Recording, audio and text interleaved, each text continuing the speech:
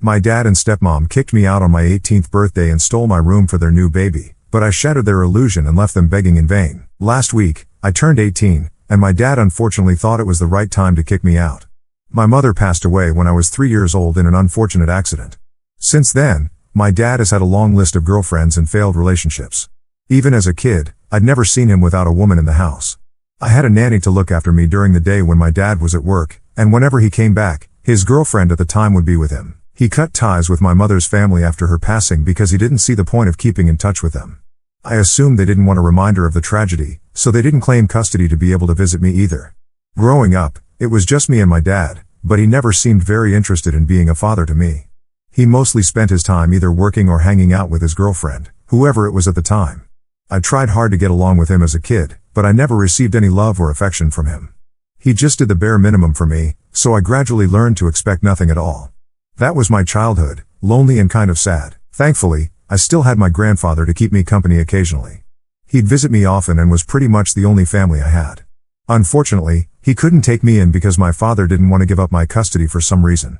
My father was cold but never cruel toward me, at least not when I was a kid, so I don't think my grandfather had enough legal reasons to try to take me away.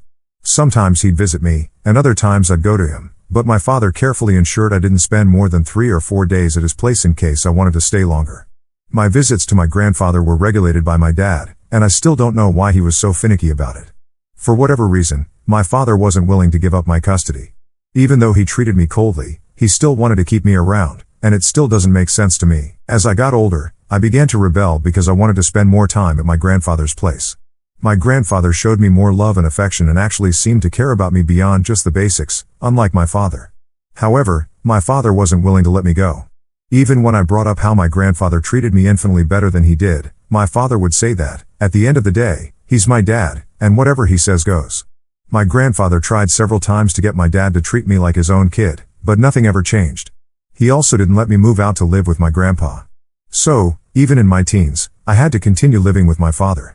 That was pretty much the worst phase of our relationship. Things only got worse after he met my current stepmother, Veronica, a 28-year-old woman. Veronica used to be our neighbor's niece, living with our neighbor until her company provided her with proper accommodation. Then she and my dad started going out, and they got married about a year ago after almost 8 months of dating. My dad seemed to dislike having me around but never did anything about it until Veronica came along. Then both of them turned pretty vicious toward me. Veronica had it in for me from the first day, and I had no idea why. It's not like I'd done anything to her. In fact, I always tried to be very nice to her, but she hated my guts. I guess it had something to do with the fact that I was my dad's son from his previous marriage, and she couldn't stand that I was still around, as it was a reminder that my dad had been married before. That's just my theory of why she hated me so much. Maybe she didn't need a reason to hate me, and that's just the kind of person she was. I don't know. The bottom line was that she hated me, period. My life got a lot worse after she started dating my father. She'd make it a point to be as horrible to me as possible whenever we were in the same room. She practically treated me like a housekeeper and would make me do all the chores, even though we had a maid. My dad never said a word against it. I felt like Cinderella in my own house once she moved in. Not only that, but she also convinced my dad to stop giving me money for going out with my friends, which had never been an issue before.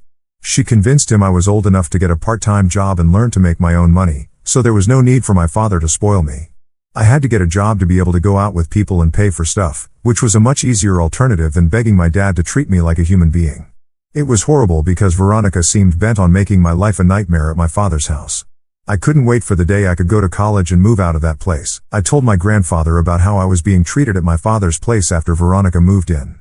He said he'd talk to my father about it and do something, but things never changed. After a while, I gave up hope that my grandfather could make things better for me. If it hadn't happened so far, I didn't think it would happen in the future either. I would vent to him, and he'd listen patiently, but that's all that happened. Things never changed. After a while, I just accepted that I had to deal with my dad and Veronica until I could afford to move out. Then, about a week ago, on my birthday, I was planning to go out with my friends and celebrate my 18th birthday by buying a couple of beers and having a fun night. I'd been saving up money for a while so I could splurge. But then my dad and Veronica decided they had terrible news to give me just to ruin my birthday. On the morning of my birthday, they told me they had something important to discuss. For a second, I thought it might be something good, like they remembered my birthday or were going to offer to pay for college. Instead, they told me I needed to leave the house and find another place to stay. They said they were evicting me since Veronica had found out a couple of weeks ago that she was pregnant, and they wanted to use my room as a nursery for the new baby. My dad told me they had come to this conclusion after a lot of thought and would rather I not beg or act pathetic to make them reconsider because that would ruin their happy mojo. Veronica told me that since I was an adult now, I needed to look out for myself, and this could be the start of something great. She tried her best to sound concerned and hopeful, but all I heard was a conniving snake trying to get me kicked out of my house. I tried to tone down the panic I was feeling and decided to be rational with them because I knew crying, kicking, and screaming wouldn't get me anywhere with these people who had no sympathy for me. So, I told them that legally they couldn't evict me without notice and that they needed to wait a couple of months until I could find a place for myself. I honestly had no idea what I was talking about, but I'm pretty sure a law like that exists. My dad didn't fall for it, though. He told me he had everything worked out with his lawyer already and highly doubted I had enough money or resources to come after them legally, which was true. I didn't have either of those. So, I suggested I could pay rent for as long as I lived with them. Veronica shot that down instantly, saying rent wasn't the problem and that she just didn't want unnecessary people to deal with while pregnant, so I needed to vacate the house to give her a peaceful pregnancy. I was grasping at straws, but I made a last attempt and asked my dad if I could move to the basement or something because I was pretty desperate. He still said no. He worked in a bank and made a decent income, so much so that Veronica had quit her job to be a stay-at-home wife. I knew money wasn't the problem. After some bickering, I realized I couldn't change their minds. They wanted me out at any cost. Now that I was an adult, they could kick me out without legal repercussions, and I couldn't do anything about it. So, I accepted defeat, went up to my room, packed my things, and left. I had no idea if my grandfather would be able to take me in or not. One major reason I hadn't moved in with him against my dad's orders was because he wasn't very financially stable. He'd been a high school science teacher but was now retired. He'd had an unfortunate gambling addiction when my dad was in his 20s, which messed up his savings, and he relied heavily on my father. He could barely support himself, so I had no idea how he'd support me as well. That's why I hadn't moved in with him earlier. To be fair, it wasn't like my grandfather was starving. He lived modestly, and I could get used to it, but I didn't want to push him into a corner. Without thinking much, I headed to my grandfather's place. Once there, I told him what my father had said. For about a year, I'd been trying not to worry about this, but deep down, I knew this day would come. I also had to worry about how I would pay for college, as I was supposed to start in the fall, just a couple of months away. Thinking about all that overwhelmed me, and I started crying. That's when my grandfather told me he'd had enough and had seen enough. It was time to do what he should have done years ago. I didn't understand what was going on, and he didn't tell me, but he went into another room to make a phone call. I tried to eavesdrop but could barely hear anything, so I gave up. After almost an hour and a half, my grandfather came out and told me I had nothing to worry about anymore. I could live with him now, and I wouldn't have to worry about college either. I tried to ask him what was going on, but he told me it was none of my business right now. He sounded really upset, so I didn't push further. Then he told me to go enjoy my day with my friends as I'd planned because my 18th birthday wasn't a day to sit at home and mope. Now that things were all right, I had nothing to worry about, so I could go out and enjoy myself. I decided to make the most of my day, now that my problem seemed solved, and went out with my friends. I kept my phone on silent for the evening in case my dad called and had something to say. I didn't want him to ruin my evening like he'd ruined the rest of my day. I didn't find out about his texts and calls until I got back to my grandfather's place, which wasn't until almost 10 at night. I don't know what got into him, but it appeared he had suddenly developed a conscience and was begging me to come back. I didn't reply immediately but waited until the next morning to say I wouldn't be coming back. I didn't hold back and told him the reason I wasn't coming back was because he'd never treated me well. Now that I finally had a chance to be happy, I wasn't going to give that up, especially because Veronica was even worse than him. I couldn't bear the thought of going back to living with him again. He'd controlled me for a long time, but now that I was an adult, I could choose where I wanted to live, and he had no right to tell me to come back, especially not after how he and his wife had kicked me out just the day before. I'd only been worried because of my grandfather, but now that he was okay with me living with him, I wasn't going to go back to my dad under any circumstances. After I sent those texts, I received one long text back from my father, and it was a pretty sad one. He told me he'd thought about things in private and came across an old photo album of me in his office, which reminded him of all the promises he'd made to my mother. It felt like he was letting her down by putting Veronica and the new baby over me. He wanted me to give him one last chance to be a better father this time because the news of the new pregnancy had spooked him, which is why he'd done whatever Veronica asked without a second thought. Now he realized he shouldn't have kicked me out and wanted me to come back desperately. I didn't reply to that text because I knew he was trying to manipulate me, but I didn't understand what he was going to gain from this, and I still don't get it. It's been a week, and he's been texting me every day, constantly reminding me of a couple of good times from my childhood and telling me how sorry he is for how he treated me. Initially, I thought he was trying to manipulate me, but now I just don't know anymore. I tried to talk to my grandfather about it, but he just told me not to fall for his act and seemed very put off by his son's behavior. I feel kind of sorry for my dad because now he's finally trying to be nice to me, but I don't want to go back anymore, and I feel like a jerk for some reason. The rational part of my brain knows this is what's right for me, but a part of me wants to go back and see if my dad will actually change or not. I don't know why, but he's trying to be a good father and make me come back, even though he knows Veronica won't like it. He's willing to put up with her outbursts just to get me back, and I feel like I owe him a second chance. Yesterday, he texted me and said he was willing to beg on his knees for me to come back if that's what it would take. I felt sorry but still didn't feel sure enough to reply, and it's making me feel guilty. So, am I the asshole for not wanting to go back to my father's house even though he's begging me to return? I'm not going back to my dad's house, and I don't think he meant any of what he said. I just discovered that the reason my dad's been begging me to come back has nothing to do with me but more to do with his lifestyle and maintaining it, if you catch my drift. I sat my grandfather down and told him all about how my dad was begging me to come back, and I still didn't want to go. It was making me feel like a horrible human being, and I was feeling very guilty about it. I tried to talk to him about this before, but he just told me not to fall for it and left it at that. This time, I felt like I needed to get all of this out of my system, even if he wasn't any help. After hearing me out, my grandfather got really serious and told me he wasn't allowed to talk to me about this, but he felt it was finally time I knew. He told me that ever since I was a kid, my dad didn't have to pay for anything to do with me. It was all my mother's family contributing and funding my upbringing. Now that I'd been kicked out of my father's house, my grandfather had spoken to my mom's family and told them about how I was being treated, which is why they decided I must now live with my grandfather. They were pretty pissed off at him as well for allowing this to go on for so many years and never saying a word about it, but now they insisted I live with my grandfather. My dad didn't know about any of this and found out only a couple of days ago after he kicked me out.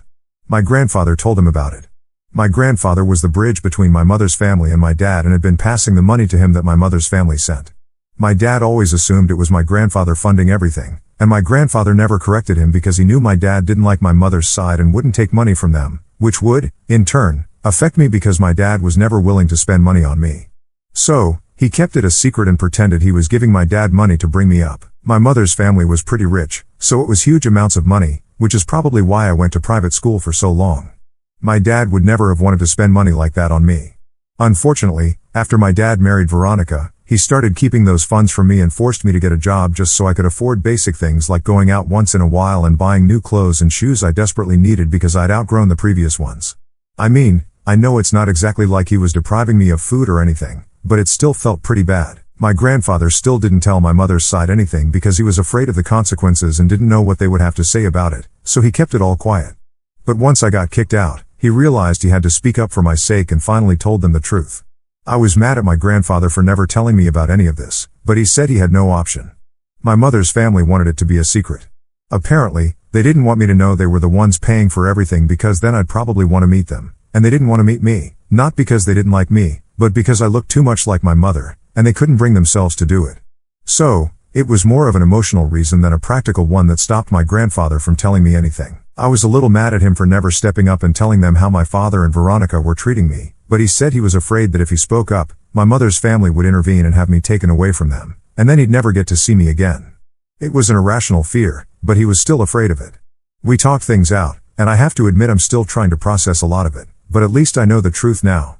I'm definitely not going to fall for my dad's manipulation because he's only trying to get me back so my mother's family will continue sending him the money, and he can use it for his benefit. I knew his new persona was too good to be true anyway, so I'm not too upset about any of this. The decision to block my father's number came after I uncovered the unsettling truth behind his desperate attempts to lure me back home. It had only been a few days since I took that step, a choice born out of necessity rather than malice. Unable to reach me directly, he resorted to using Veronica's phone to send messages, each one dripping with a pretense of concern that I could no longer trust. One evening, my phone buzzed with an unfamiliar number, and without thinking, I answered. It was Veronica. Her voice, laced with exaggerated sorrow, pierced through the line as she accused me of being cruel to my father. She claimed my absence was tearing him apart, and she couldn't bear to see him suffer, especially in her condition, as if her pregnancy were some debilitating illness rather than a choice they'd made together. Her words felt like a performance, a carefully rehearsed act to guilt me into compliance. I wanted to hang up the moment I recognized her voice, but a nagging curiosity held me back. What could she possibly say to justify their actions? As she rambled on, Her mock sobs grated against my nerves, and I felt a familiar wave of frustration rise within me. I'd spent years enduring her hostility, her calculated efforts to make me feel like an intruder in my own home. I wasn't going to let her manipulate me now. "I'm not interested in talking to you," I said firmly, cutting through her theatrics. Undeterred, she handed the phone to my dad, who began to speak, his voice heavy with what I now knew was false remorse. Before he could weave another tale, I interrupted. "You can drop the act," I told him. "I know the truth, and I'm not falling for it," he stammered, claiming ignorance, but I wasn't having it. "Maybe my mother's family can explain it better," I said, my voice steady despite the storm of emotions inside me. Then I hung up and blocked Veronica's number, too.